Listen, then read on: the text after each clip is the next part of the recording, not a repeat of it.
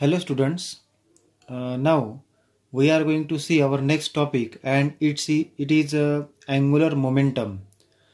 Now we have seen earlier linear momentum. In linear motion what we have seen?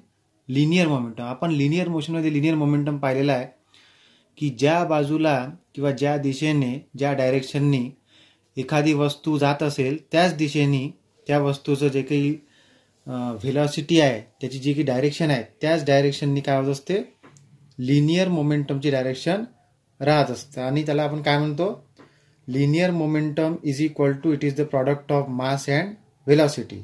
समजा एखादा particle आहे एखादी body आहे त्याचा मास m आहे त्याची व्हेलॉसिटी जर v असेल तर आपण linear momentum p is equal to m into v असं म्हणू शकतो. बरोबर आहे. त्याला आपण लिनियर मोमेंटम असं म्हणतो ते आपण वापरतो लिनियर मोशनसाठी किंवा स्ट्रेट लाईन मोशनसाठी. इथे आपण या चॅप्टरमध्ये आता काय पाहत आहे तर आपण अँग्युलर मोमेंटम पाहत आहे. जसं आपण रोटेशनल मोशनसाठी याच्या आधी लिनियर डिस्प्लेसमेंटच्या जागी अँग्युलर डिस्प्लेसमेंट शिकलो. बरोबर आहे. त्यानंतर लिनियर व्हेलॉसिटीच्या जागी इथे अँग्युलर व्हेलॉसिटी, लिनियर ॲक्सेलरेशनच्या जागी इथे अँग्युलर ॲक्सेलरेशन. तशाच प्रकारे इथे लिनियर मोमेंटमच्या जागी अँग्युलर मोमेंटम असं आपण शिकतो. तिथे आपण मास शिकलो होतो. मोमेंट ऑफ मासला आपण इथे इनर्शिया असं म्हटलं होतं.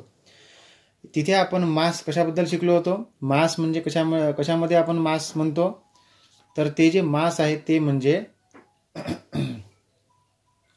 Mass is measured in a linear motion or in linear when particle is linear motion but its moment that is moment of a त्याला काय म्हणू आपण मोमेंट ऑफ इनर्शिया. इथे जे काही इनर्शिया असते बॉडीला त्याला काय आपण काय म्हणतो moment of inertia of the body म्हणजे मास या टर्ममध्ये आपण इथे मोजतो. त्याच प्रकारे इथे आपण फोर्स जेव्हा आपण फोर्स म्हणतो कशामध्ये लिनियर मोशनमध्ये इथे आपण त्या फोर्सला काय म्हणायचं आहे तर टॉर्क म्हणत असतो. तर त्याला मोमेंट ऑफ अ फोर्स असं म्हणतात. तिथे आपण फोर्सला फोर्स असं म्हणतो. इथे रोटेशनल सर्क्युलर मोशनमध्ये किंवा इथे रोटेशनल मोशनमध्ये आपण त्याला टॉर्क असं म्हणू. कोणत्याही बॉडीला टॉर्क मिळाल्याशिवाय ती रोटेट होऊ शकत नाही. अशाच प्रकारे इथे लिनियर मोमेंटम जसं आपण लिनियर मोशनमध्ये शिकलो होतो त्याचप्रमाणे इथे त्याला आपण अँग्युलर मोमेंटम असं म्हणू. आपल्याला माहित आहे की बॉडी ही रोटेशनल मोशन परफॉर्म करत असते त्यावेळेस तिला जे काही व्हेलॉसिटी राहते तिला आपण अँग्युलर व्हेलॉसिटी असं म्हणतो. समजा आपण आता म्हटलं की इथे जसं आपण टॉर्कसाठी म्हटलं तर त्याला आपण मोमेंट ऑफ फोर्स असं म्हणतो. तशाच प्रकारे अँग्युलर मोमेंटमला इथे मोमेंट ऑफ लिनियर मोमेंटम असं आपण म्हणू. म्हणजे लिनियर मोमेंटम जे काही आपण काढत आहोत त्याचं मोजमाप इथे त्याला जसं आपण करतो त्याला आपण काय म्हणायचं अँग्युलर मोमेंटम. बरोबर आहे. तशाच प्रकारे फोर्सला इथे आपण मोमेंट ऑफ अ फोर्स किंवा टॉर्क असं म्हणतो. त्याच प्रकारे इथे अँग्युलर मोमेंटमला मोमेंट ऑफ लिनियर मोमेंटम असं आपण म्हणायचं आहे. मग आपण एक उदाहरण पाहू. जसं आपण मागच्या वेळेस किंवा आपण मागच्या वर्षी किंवा याच्या आधी तुम्ही शिकलेले आहात. If P is the linear momentum, जर पी लिनियर मोमेंटम असेल तर अँग्युलर मोमेंटम काय आहे तर अँग्युलर मोमेंटमला मी एल नी दाखवतो कॅपिटल एल लेटरनी आणि ते मॅग्नेट्यूड प्लस डायरेक्शन म्हणजे व्हेक्टर टर्ममध्ये जर त्याला पाहिलं मी इथे L is equal to R cross P असं असते. इथे आर काय आहे तर इथे मी या डायग्राममध्ये बघा इथे जर मी एखादा पार्टिकल एखादा मास इथे कन्सिडर केलेला एम मास किंवा कोणताही मास किंवा पी पॉईंट असा एखादा आपण कन्सिडर करू.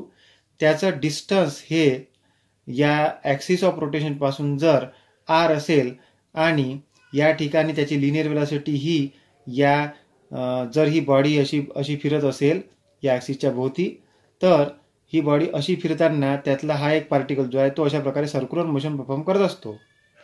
म्हणून मग त्या पार्टिकलसाठी लिनियर व्हेलॉसिटीचे डायरेक्शन या त्याच्या सर्क्युलर पाथला काय राहते टँजेन्शियल राहते. त्याचप्रमाणे इथे पी ची डायरेक्शन म्हणजे लिनियर मोमेंटमची डायरेक्शन ही सुद्धा व्हेलॉसिटीच्याच डायरेक्शननी असेल because it is the product of mass and velocity. म्हणजे p is the linear momentum, it is the product of mass and velocity and therefore here direction of P is same as direction of V, त्याच डायरेक्शनने V असते, त्याच डायरेक्शनने ए असतो, म्हणजे acceleration, linear acceleration, त्याच डायरेक्शनने काय राहते, linear momentum. त्याचा जो प्रॉडक्ट आपण घेत आहोत ते मास इंटू वेलॉसिटी घेत आहोत, मासला डायरेक्शन नसते, आणि म्हणून व्हीला जी डायरेक्शन आहे तीच डायरेक्शन कोणाला असते, मोमेंटमला असते, लिनियर मोमेंटमला. म्हणून मग व्हीची डायरेक्शन जर अशी असेल तर याच डायरेक्शननी काय आहे, पीची पण डायरेक्शन असेल. म्हणून मग हा पी झाला, पीची डायरेक्शन ही आरची डायरेक्शन झाली. इथे मी याला आपण काय म्हणू की क्रॉस प्रॉडक्टच्या फॉर्ममध्ये, किंवा आपण असं म्हणू की एलला आपण वेक्टर फॉर्ममध्ये लिहिलं तर मला इथे आर क्रॉस पी असं लिहायचं असते. म्हणून मग L is equal to it is the product और it is the vector product of two vector, therefore it is equal to product of their magnitude and sine of the angle between them, where theta is the angle between P and R. लक्षात आलं तुमच्या? हे आहे तुमचं angular momentum. त्याला आपण L असं म्हणू, पी आर साइन थिटा, किंवा L is equal to R cross P. आता याला आपल्याला डिराईव्ह करायचं आहे, त्याचे एक्सप्रेशन पाहायचं in terms of moment of inertia. आपण आतापर्यंत भरपूर एक्सप्रेशन पाहिले, तेच त्याच्यामध्ये सगळ्या ठिकाणी काय आहे, आय आलेला आहे किंवा मोमेंट ऑफ इनर्शिया आलेला आहे. इथे पण तो येईल. आता ते कसं ते पाहू आपण. Expression of angular momentum in terms of I. इथे आपण एक फिगर पाहत आहोत. ही फिगर आपण याच्या आधी पाहिलेली आहे. याच्यामध्ये काय दिसते मला, एक रिजिड बॉडी आहे. ती रिजिड बॉडी इथे रोटेशनल मोशन परफॉर्म करत आहे आणि तिची अँग्युलर वेलॉसिटी काय आहे, ओमेगा आहे. त्यातला एक पार्टिकल कन्सिडर करायचा आपण, त्याचा मास m1 आहे आणि त्याचा डिस्टन्स जे आहे ॲक्सिस ऑफ रोटेशन पासून ते समजा r1 आहे. दुसरा पार्टिकल हा m2 आहे, त्याचा डिस्टन्स r2 आहे. अशा प्रकारे m1, m2, m3 अशा प्रकारे इफ असं आपण म्हणू की if this rigid body is consist of n number of particles, then last particle should be mn. त्याचा डिस्टन्स आपण म्हणू rn. इथे लिहिलेलं आहे सगळं बघा. Let m1, m2 up to mn be the masses and r1, r2 up to rn be their distances from axis of rotation or axis. Then आता आपल्याला या ठिकाणी दोन गोष्टी लिहायच्या आहे. पहिली गोष्ट म्हणजे आपल्याला व्ही लिहायचा आहे. मी जर आता इथं असा विचार केला की या पहिल्या पार्टिकलसाठी m1 हे त्याचा मास आहे. तो पार्टिकल जर ही बॉडी अशा प्रकारे ओमेगा या अँग्युलर वेलॉसिटीने फिरत असेल तर m1 मास असणारा पार्टिकल याच्या जागेवर असा फिरेल, म्हणजे तो सर्क्युलर मोशन परफॉर्म करेल. अशा प्रकारे प्रत्येक पार्टिकल हा इंडिव्हिज्युअली कन्सिडर केला तर सर्क्युलर मोशन परफॉर्म करत असतो. या m1 पार्टिकलसाठी r1 हे त्याचं डिस्टन्स आहे. अशाच प्रकारे याची व्हेलॉसिटी, लिनियर व्हेलॉसिटी जी आहे ती याच्या या सर्क्युलर पाथला टँजेन्शियल असेल, जसे मी इथे दाखवलेलं आहे. पीची डायरेक्शन तीच व्हीची डायरेक्शन असेल. ती जर आपण पाहिली तर याची व्हेलॉसिटी समजा मी 1 इथे सफिक्स लावलेला आहे या पार्टिकलसाठी, तर याला v1 असं म्हणेल. तर आता ते v1 इक्वल टू, आपल्याला माहिती आहे याच्या आधी आपण रिलेशन शिकलेलो v equal to r omega, म्हणून आपण असं म्हणू v1 equal to r1 into omega, where r1 is the distance of the particle from axis of rotation. पण इथे मी ओमेगा 1 नाही लिहिलेला आहे, कारण की प्रत्येक पार्टिकल जरी इंडिव्हिज्युअली आपण त्याला कन्सिडर केलं सर्क्युलर मोशन करताना, तरी सुद्धा every particle is performing a circular motion with the same angular velocity with which the rigid body is performing the rotational motion. Therefore, for every particle, omega is the angular velocity, and therefore we have to write v1 equal to r1 into omega and not omega 1. Similarly, v2 equal to r2 into omega and so on. vn equal to r1 into, r1 नाही, आपण त्याला काय म्हणू, rn म्हणू इथे, into omega. Be their linear velocities.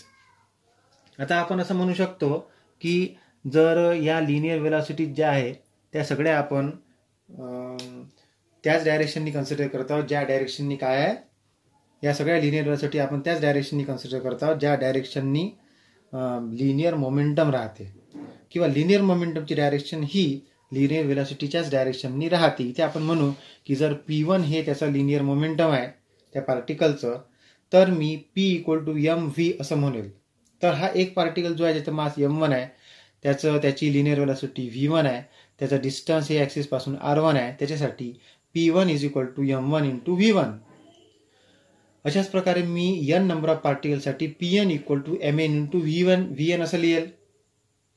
मग इथे मला असं दिसतं आहे की p1 अशाच प्रकारे p1 ला m1 इंटू v1 आहे. v1 म्हणजे काय, आपला r1 इंटू ओमेगा, तो इथे पुट केला तर तो झाला p1 equal to m1 r1 omega.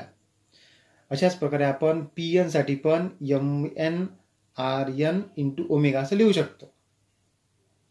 आता मला अँग्युलर मोमेंटम एकेका पार्टिकलचं काढायचं आहे. जसं मी आता लिनियर मोमेंटम काढलं.